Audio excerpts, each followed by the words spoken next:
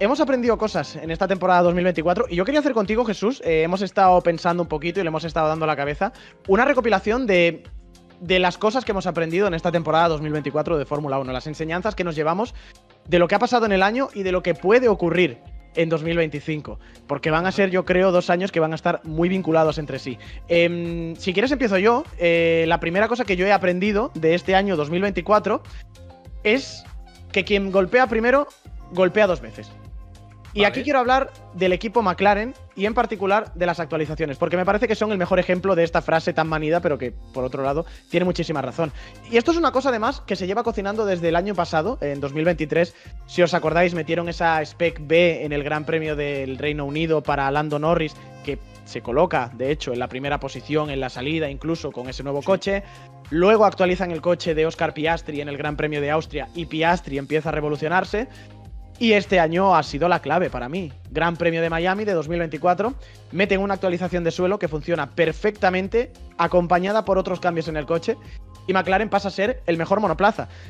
Y esa ha sido la clave de la temporada de McLaren este año, por lo que han acabado siendo campeones de constructores. Y es que han demostrado que actualizar rápido y acertar con esa actualización vale el doble. Vale muchísimo. Porque te da una ventaja de puntos inmediata, como le pasó a McLaren con esa victoria en el Gran Premio de Miami. Y además, esa ventaja de puntos la puedes alargar en el tiempo hasta que los demás se encuentren. Que es una cosa que no ha pasado este año, Jesús. Porque Ferrari actualizó en el Gran Premio de España y se perdieron. Mercedes actualizó en el Gran Premio de Bélgica el suelo y se perdieron también. Y Red Bull venía con problemas ya desde el 2023, actualizan en el Gran Premio de Imola y se pierden. Así que esa ha sido la gran clave para mí de la temporada 2024. El que ha metido una actualización y ha acertado, ganas tiempo y te favoreces del tiempo que los demás van a tardar en meter esa actualización. Y te lo extrapolo al 25. ¿Significa eso que va a ser la tónica del año que viene? Pues yo creo que no.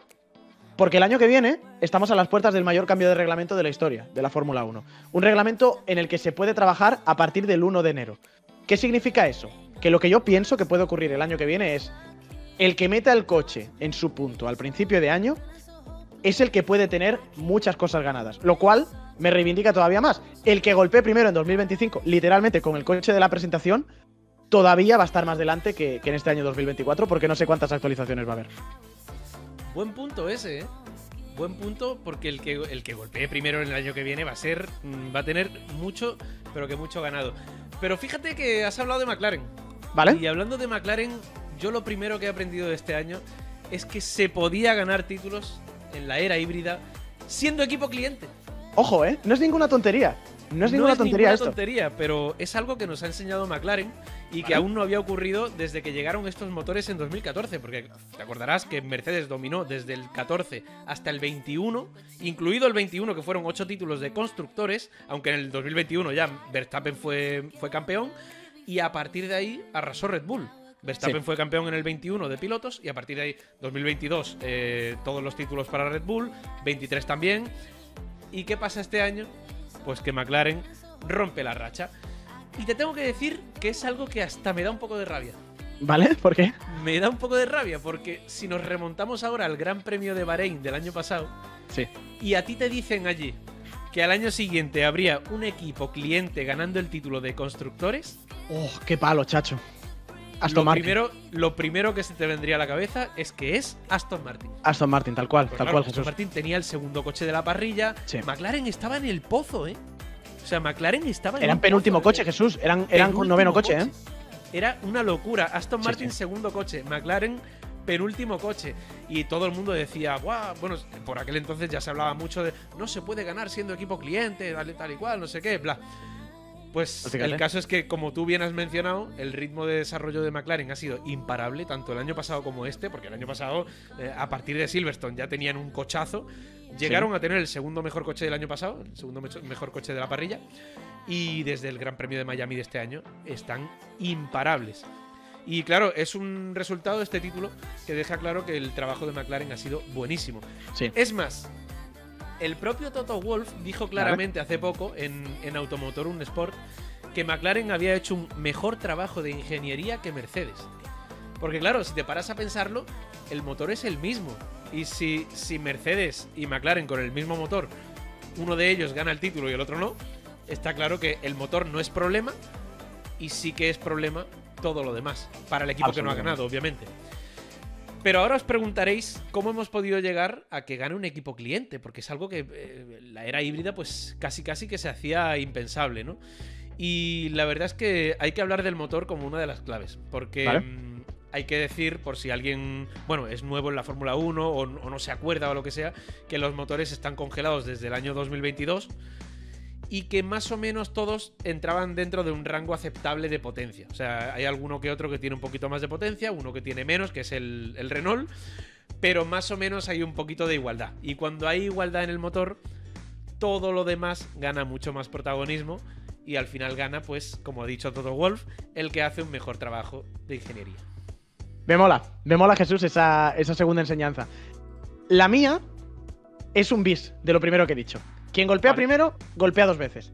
Pero ahora me quiero centrar en Verstappen.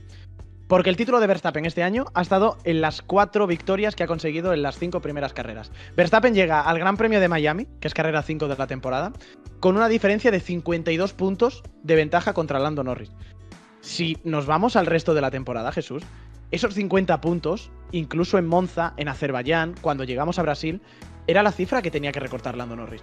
Esa ventaja que ha conseguido Verstappen en las primeras carreras han sido la que le han servido para mantener la diferencia contra Lando Norris. ¿Qué es lo que ha pasado? McLaren ha sido el mejor coche, sí, pero Ferrari también ha actualizado, ha ganado carreras, el equipo Mercedes ha actualizado, también ha ganado carreras, y mientras todos se han robado puntos, Verstappen ha sido consistente, toda la gloria a Verstappen, y ha sido capaz de mantener esa renta de puntos. Es la primera, o sea, para que nos hagamos una idea de lo que ha ocurrido este año y de la suerte, entre comillas, que ha tenido Verstappen de que no había un rival claro, ha sido el primer año, la primera vez en la historia, en la que hemos tenido 7 pilotos distintos que han ganado más de una carrera. Russell, Hamilton, Verstappen, Norris, Piastri, Sainz, Leclerc han ganado 2 carreras como mínimo. Qué barbaridad. Entonces, en esa tesitura se han robado tantísimos puntos que los 50 que tenía al principio de año Verstappen de renta le han valido. ¿Significa eso que en 2025 vamos a tener una situación igual? Yo creo que el 25 va a ser mejor todavía. Y que de nuevo va a tener todavía más fuerza este argumento de que el que golpee primero, el que enganche un par de carreras con victorias consecutivas, va a tener todavía mucho más. Porque el 25 es como si, ahora mismo, es como si empezáramos la temporada desde el Gran Premio de Miami, con Red Bull sin la superioridad técnica que tenía en las 4 o 5 primeras carreras del año. Entonces tenemos a priori a Mercedes ahí, a Ferrari ahí, a McLaren ahí, a Red Bull ahí porque ganaron el Gran Premio de Qatar incluso. Y yo creo que va a ser todavía más interesante. No creo que vayamos a tener más ganadores. Estamos hablando de 7 pilotos, es muchísimo. Para Fórmula 1, 7 tíos distintos, ganando más de una carrera, es muchísimo. Pero empiezan todos desde cero, así que puede ser una lucha espectacular. Y en un último año de reglamento, con todo tan apretado, la verdad es que sí. Pero ya que estás hablando de Red Bull, porque Verstappen es piloto de Red Bull, también hemos aprendido una cosita, Jorge, un poquito más picante. ¿Vale? Se puede decir que es un poquito más picante, como mínimo, porque también hemos aprendido que gestionar un equipo de Fórmula 1 es muy difícil. Incluso, Jorge, gestionar los equipos más dominantes de toda la historia. Que parecen los más fáciles, ¿no? Exactamente, parece fácil, pero no lo es. Incluso gestionar un equipo muy dominante es muy complicado. Y eso nos lo ha enseñado Christian Horner. Porque, sí, todos lo recordaréis, pero yo os lo vuelvo a recordar, por si acaso, que en febrero saltó aquella bomba de que Christian Horner estaba siendo investigado por un supuesto comportamiento inapropiado. Y eso desencadenó aquel revuelo que fue, bueno, impresionante. Llegamos a la pretemporada de Bahrein y seguro que recordaréis aquella foto que parecía como una reunión de pastores allí en el garaje de Red Bull. Increíble. Y bueno, estaba claro que en Red Bull pasaban cosas, pero parece que no lo querían contar todo. Y seguramente pues se puede decir que el punto álgido de todo fue cuando Max Verstappen se llegó a posicionar a favor del clan Marco, por así decirlo, o del clan austriaco, mejor dicho. Y en el otro lado, en el clan tailandés, teníamos a Christian Horner como punta de lanza. Y la verdad es que llegó a estar la cosa muy caliente, muy pero que muy caliente, y Jos Verstappen llegó a pedir públicamente, en varias ocasiones, la marcha de Christian Horner. Es increíble. O sea, una auténtica barbaridad que recuerdo que una vez en este canal tú y yo lo hablamos y dijimos, han llegado a un punto de no retorno. alguna cabeza tiene que rodar. Exacto. Alguien se tiene que ir porque han llegado a tal punto en el que si tú pides la marcha públicamente de un jefe, si no se va ese jefe, te tienes que ir tú. Pues resulta que no, que de momento la cosa aguanta. Pero bueno, ahora me diréis, bueno, en todas las familias hay problemas y tal, ya. Pero lo raro es que haya problemas en un equipo que venía de ganar todos los grandes premios menos uno el año pasado. Sí. El único que no ganaron fue en Singapur, que lo ganó Carlos.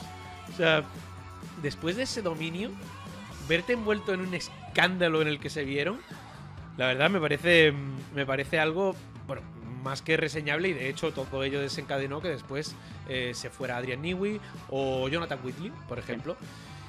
Y la verdad, por darle un poquito más de picante al asunto, yo la verdad que me he fijado en la gestión que hizo Toto Wolff durante el dominio de Mercedes, y seguramente con el paso del tiempo, conforme pasa el tiempo, la veo incluso con mejor cara. O sea, ya la veía buena la gestión, pero la veo ahora con mejor cara, porque Wolff también tuvo episodios polémicos, tuvo que aguantar la temporada 2016, por ejemplo, en la que saltaron chispas entre Rosberg y Hamilton, que aquello fue una locura.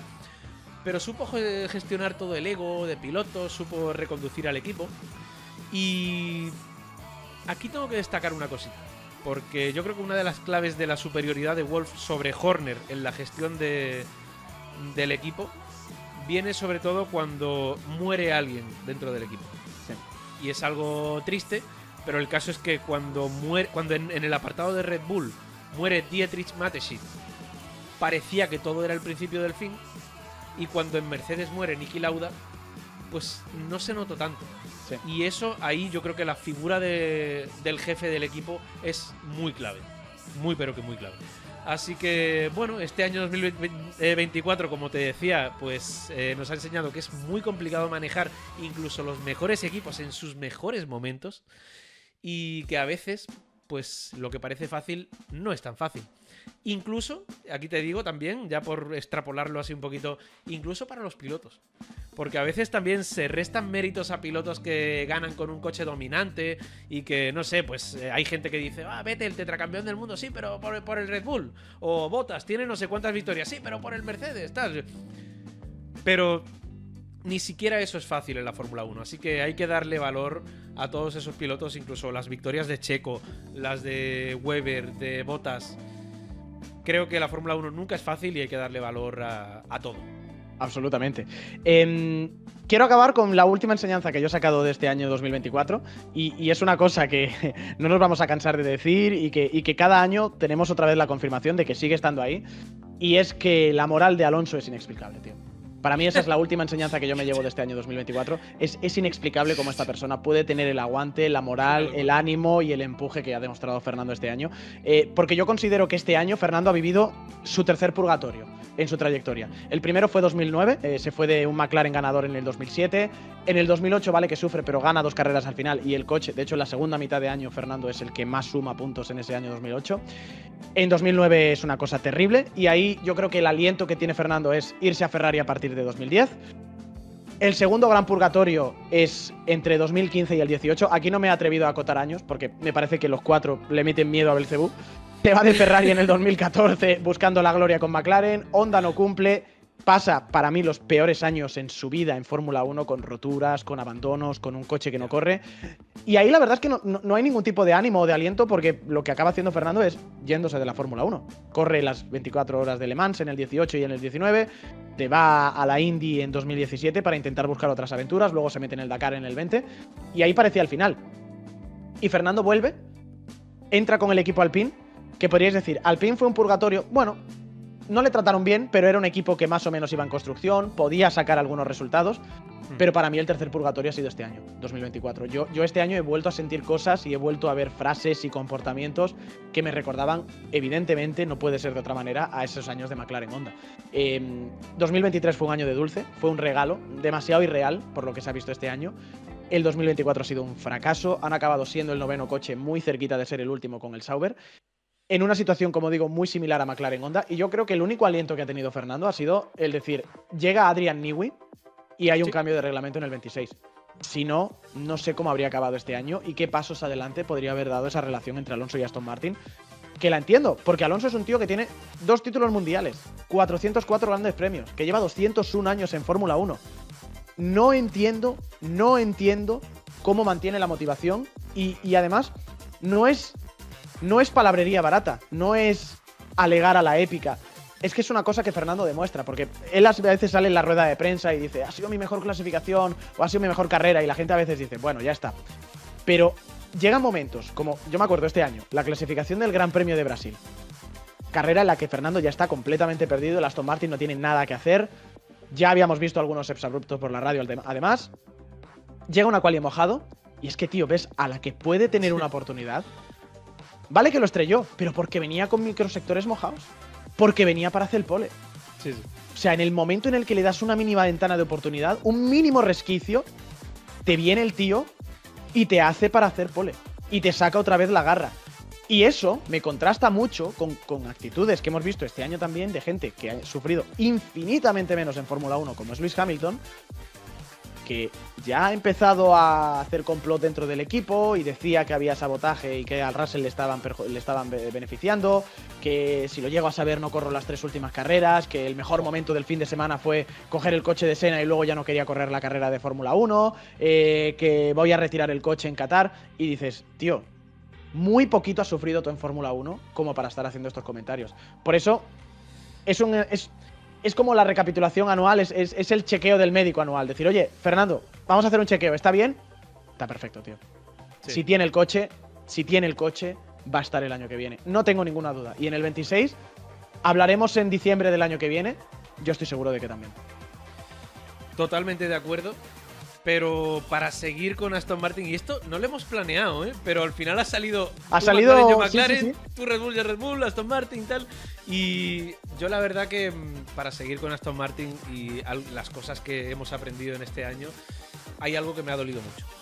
Me ha dolido mucho, y es que prácticamente se confirmó este año que Dan Fallows llegó a Aston Martin seguramente con muchos datos de Red Bull en su cabeza, y que el éxito del año pasado seguramente fue por copiar.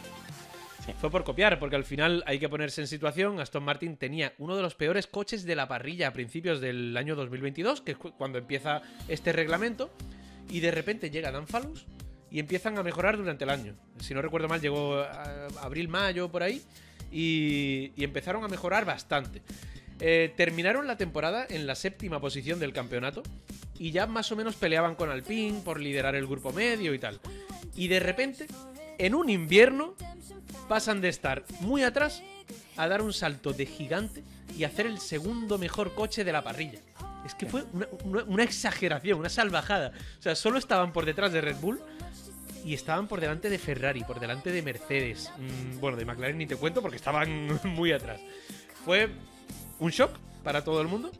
Y claro, desde Red Bull pues empezaron a decir que les habían copiado. De hecho, llegaron a hacer un teatrillo con las latas de Red Bull verde. El Red Bull verde, qué bueno, ya ves, tío, ya ves en España. Todo el mundo a decir, claro, el Red Bull verde, no sé qué, hicieron el teatrillo con la lata, y la verdad que bueno, estuvo gracioso. Helmut Marko, de hecho, llegó a decir que no se puede borrar el conocimiento de la gente que se va de Red Bull. Sí. Y claro, haciendo mención a lo que era la llegada de Fallows a Aston Martin y todo ese éxito, ¿no? Entonces, en un principio parecía que eran solo palabras y todo el mundo decía, no, ya veréis el desarrollo, no sé qué, tal. Pero claro, a medida que avanzaba el año, nos dimos cuenta de que como mínimo igual podía llevar algo de razón todo el equipo Red Bull, porque cuando empezaron a llegar actualizaciones en Canadá se perdieron completamente. Llegaron más en Zandvoort y más o menos, bueno, así. Llegaron más en Estados Unidos y dieron otro paso atrás, un batacazo tremendo. Al final no terminaron de dar con la tecla y claro, las acusaciones cada vez se hacían más grandes, ¿no? O por lo menos más fundamentadas. Pero claro, siempre nos quedaba esa esperanza de, bueno, habrán sido errores de un año en concreto, ha sido, digamos, el primer coche que ha tenido que desarrollar Fallows como director técnico, así y tal, no sé qué. Vamos a ver qué pasa el año que viene. Pero claro, de repente te plantas en 2024 y ves que Aston Martin empieza con el 5.º coche y a medida que lo va desarrollando, es que las las actualizaciones de Imola hicieron el coche inconducible. Ni siquiera Fernando Alonso podía conducirlo. Mira la foto, Jesús, esa foto. Esa foto es de la variante Basa. La foto la tenemos ahí en pantalla. Y es que el coche inconducible. Y con ese desarrollo pésimo, llegamos al Gran Premio de Brasil, o bueno, al final de la temporada, que Fernando empezó a decir que tenían el 8º o 9º coche de parrilla. O sea, es una locura pensar que al principio del año pasado tenían el 2º coche y un año y medio después, más o menos, tenían 8º o 9º coche. O sea, es una locura. Pero bueno, la verdad que el final ya lo sabemos todos. Dan Fallows fue recolocado hace poco dentro del grupo Aston Martin y a partir del año que viene, pues el peso del coche lo van a llevar Adrian Newey y Enrico Cardile. Sobre todo el del 26 me refiero, porque el del 25 van a tener poca influencia. Entonces hay que encontrar ese buen rumbo para el próximo reglamento, porque lo que se ha aprendido este año es que las copias no suelen salir bien. Y además hay que decir que eso es algo que lo sabe bien el equipo de Silverstone, porque sí. La última gran copia que se hizo en la Fórmula 1 la hicieron ellos, que fue el Mercedes Rosa en 2020, cuando el equipo aún se llamaba Racing Point, hay que decirlo. Pero claro, el tema de las copias allí les salió bien, en 2020 tenían un cochazo, pero es algo que no es sostenible. O sea, tú puedes tener un buen coche un año, les salió bien en 2020, al año siguiente tenían un coche que ya no era bueno. ¿Y qué pasó el año pasado? Pues que copiaron bien, tenían un buen coche, pero este año ya no lo tenían. Entonces, como te decía, lo que hemos aprendido este año es que las copias no suelen salir bien, te pueden salir bien un año como mucho, pero no es sostenible a lo largo del tiempo.